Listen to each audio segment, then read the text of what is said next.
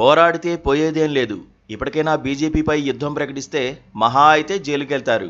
దానివల్ల రాజకీయ ప్రయోజనాలు ఎన్నో ఉంటాయని, ఇప్పటికే 16 నెలలు జైల్లో ఉన్నారు కాబట్టి కొత్తేం కాదు కదా అని ఉండవల్లి అరుణ్ కుమార్ ఎన్నికలకు ముందు వైఎస్ జగన్కు సలహా ఇచ్చారు.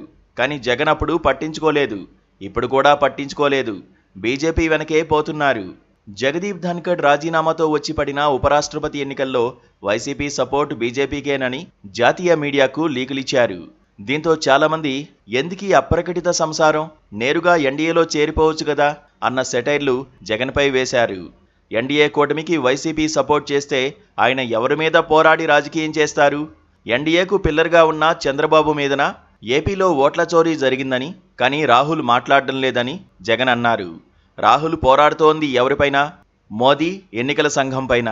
మరి తాను మట్టి కొట్టుకుపోవడానికి ఓట్ల చోరీ కారణం అనుకుంటున్నప్పుడు జగన్ రెడ్డి, మోదీ ఎన్నికల సంఘంపై ఎందుకు మాట్లాడరు? రాహుల్ మాట్లాడాలని ఎందుకు కోరుకుంటున్నారు?